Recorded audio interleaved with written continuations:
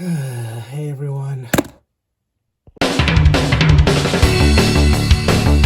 have not been looking forward to making a video of this figure, but I did say she would get one eventually, so might as well get it over with.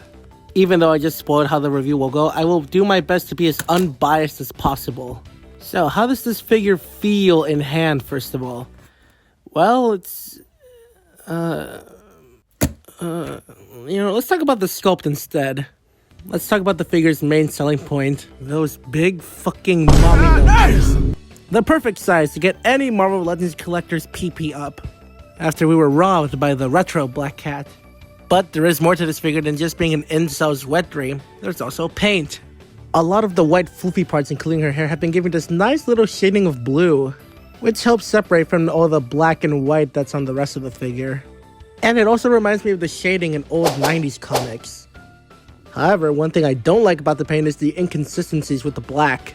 Some of the parts are really glossy and shiny, while other parts are really matte and flat looking.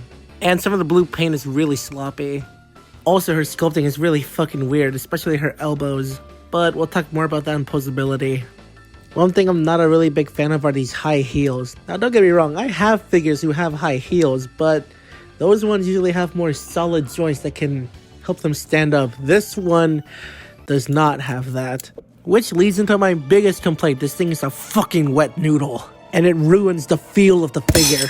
It's so goddamn floppy the thing has trouble standing. You know when you get a really loose figure and you have to keep playing around with its ankles just to get at the right angle so it can stand up properly? Now take that annoyance and amplify it with 10 with this figure. And this issue is not just located on her leg. Oh no, it's also located on her chest. Which makes posing this thing around even more annoying. Speaking of... yeah, her posability sucks too.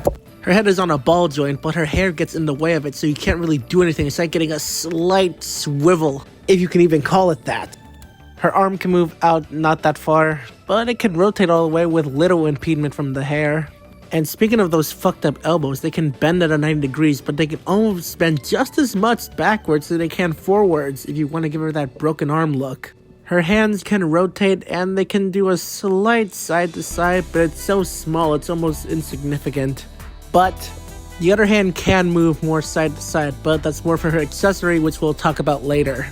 No waist joint, obviously. Why would they? It's not like Black Cat is a super agile character or anything. Her loose ass legs are on a ball joint. It can move up that far, it can move back almost nothing, and they have an okay spread. Her knees thankfully are unimpeded and bend all the way in. Her foot can move up and down, and it can swivel. No ankle pivot, huh? Oh, and of course, loose-ass chest joint. You know, I'm starting to realize that even without this thing being super floppy, it's still not all that great. There's only so far sexiness can take you.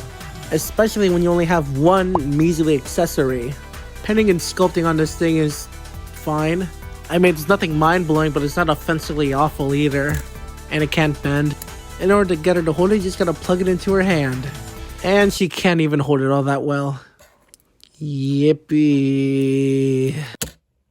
Now, I'm sure not every copy of the figure is like this, but even if my copy was perfect in terms of its QC, that doesn't change the fact that this is a below-average figure with really shitty posability and a laughable number of accessories, especially for the time.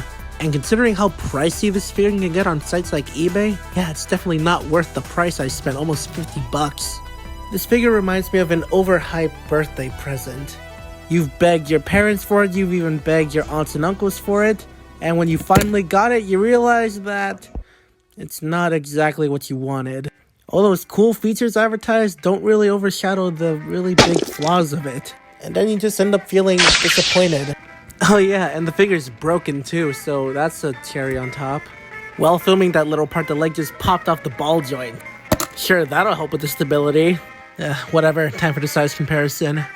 Here she is next to the Marvel Legends 2-pack Spider-Man, Marvel Legends Mary Jane, the previous review, the Marvel Legends Silk and Doc Ock, and for the fuck of it, the Figma Homura Akemi and the Figma Yun as well. So yeah, with all of this figure's faults, bad posability, mid-sculpting, and not great paintwork, and this, yeah, this figure sucks. Hopefully one day we'll get a new Marvel Legends Black Cat, or even better, maybe Mafex will make one. They already made a Catwoman, why not a Black Cat? But we'll just have to wait and see. Also, please subscribe if you enjoyed the video, helps out a lot. But that's it, goodbye everybody.